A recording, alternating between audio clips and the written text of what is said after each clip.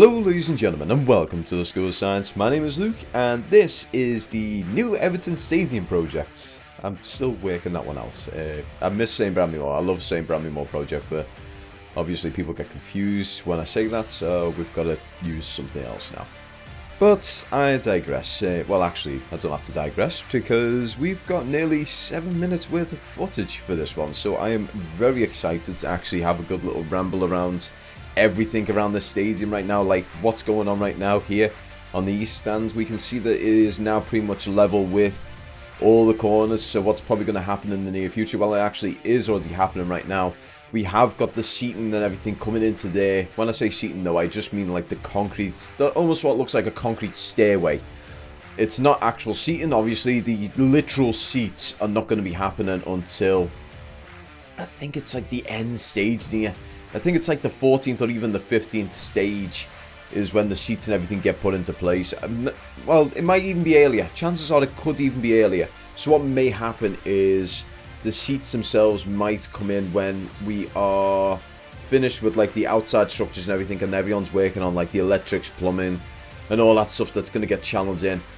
So that's one to look out for in the reasonably distant future. I'm going to probably say 6 months to almost a year in the future. But now, looking onto the south stands, we can see, well, you can't actually see it from this angle, but it's actually going to be more prevalent when you actually look from the west stands and the north stands.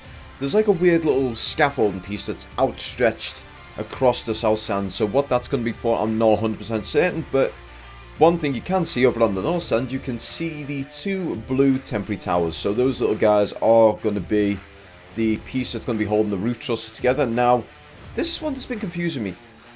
People have been saying the first roof truss is in place, but I always thought that was already in place. I thought the piece at the very far back, which you can actually see on the south stand right now, was the first roof truss. So, what's going on there? I'm a little bit confused on that one. So if someone can clear that one up for me, that would be greatly appreciated.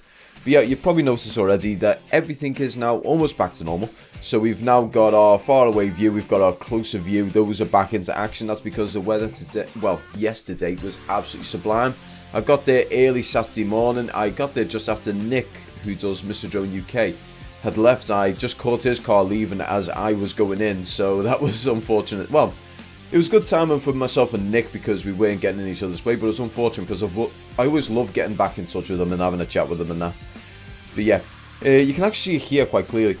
So this little piece that's outcropping by where the back piece of the roof truss, that's a roof truss to me. That is a roof truss, so I'm going to argue that one, even though I'm more than likely wrong. But there's a piece that's just below that you can see in the shades itself, so what that's for, I'm not 100% certain. I am going to make a shot in the dark on this one. I'm going to say it's going to be the foundation for the other roof truss. It's probably going to happen later on down the line for the south stand. But yeah, you can see it there. It's actually sticking out quite well. What it could be, anyone's guess. If anyone can make a guess on that one, or anyone who's actually in this industry can inform me, that would be greatly appreciated. Now, as we go over onto the west stand, you can probably see a couple of people here and there. I did take conscious effort to try and keep as far away as possible so they couldn't even hear my drone, let alone see it. Because here's the thing, if anyone here has got a Mavic Mini or any of the Mavic Mini series, once that thing goes about, say, 30 meters above your head, it's a dot in the sky. It's like a very tiny plane in the sky. You can barely see it. And around 50 to 60 meters is about the point where you can't hear it anymore. So that's one for people to note. I'm not getting close enough that I can distract workers. I'm keeping myself far away from them. So that's one thing to take into consideration.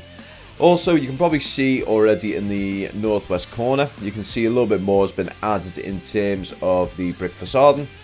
Now, those are, well, they're going to be taking a back seat for now. They've probably got them up just as like a little interim point. It was something to really pass out so the fans can actually see it in action. So while that's going on, the main thing that will be going on around the stadium and everything is going to be the roof coming together. So what's probably going to be happening as time goes on, I think with the north stands, we're probably going to see both of these pieces getting added on the north and the south. And then once the east and west are close to completion, what will happen then is they'll add it further along, because it's not going to be feasible for them to basically do the entire roof now whilst the east and west stand are still in development. So that's going to probably be something that'll happen. So we'll have the north and south, we'll have like 2 or 3 pieces of it put together, and then probably say in the next 3 to 6 months, once the east and west stands are nearer to completion, they'll start adding more and more to it. Now, there is a sped up version of this where you can see everything, put together real quickly and everything.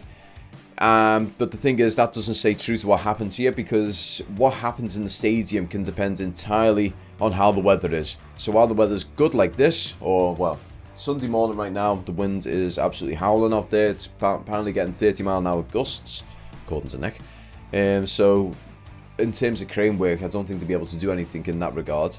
But right now, while the sun shines, they're going to take full advantage of it. They're going to try and get, a couple of the pieces together and everything. What would be nice is once we actually see these roof trusses fully arching across the north stand and the south stand, because we're going to see a true shape then. I'm going to be saying this all the time, the true shape of the stadium is always unveiling itself slowly, bit by bit by bit. I mean, from my point of view, when I start this and when I'm actually, looking at this from a distance, I can appreciate it. And it's, to be honest though, what you're seeing here, size and scale, is just absolutely nothing compared to when you actually see it on the ground and through the gates of Bramley Moor itself. So that's one thing I will need to implore for you guys. If you guys are in the Liverpool area, in the northwest, or even in England as a whole, or coming to England, try and get up to Liverpool, get to the docks, and actually have a look at this. And one thing to note as well, Central Dock. Look at it from Central Dock. It's absolutely breathtaking from Central Dock. But in any case, guys, I'd like to thank you all very much for watching, and I'm going to see you in the outro. Thank you very much for watching this video, guys. If you liked it, don't forget to like, share, and subscribe. Also, I'd like to say that the Patreon is unfortunately now closed, so what you can do if you want to contribute to the channel is you can become a part of the YouTube membership, or you can offer a super thanks. Now, the YouTube membership has 2 tiers there, so the first one being the cup of coffee tier.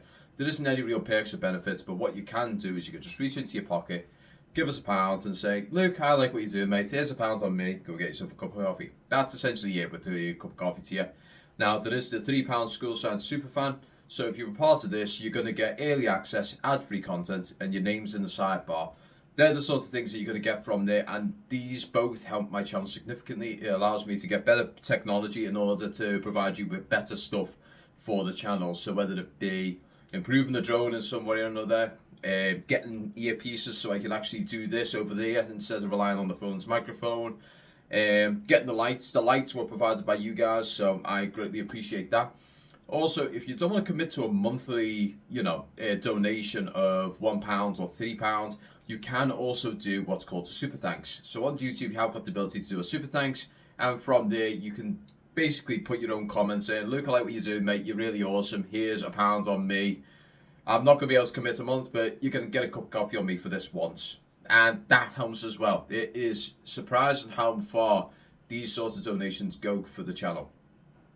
But in any case, guys, I'm not going to be doing a very big long one today. There's just no real purpose because we've been able to get most of the stuff that we need to talk about out on the channel for this video and prior videos. So today it's going to be a nice, easy and short one. Makes a change, doesn't it? But in any case, guys, I'd like to thank you all so much for watching, and I'm going to see you all in the next video. Peace.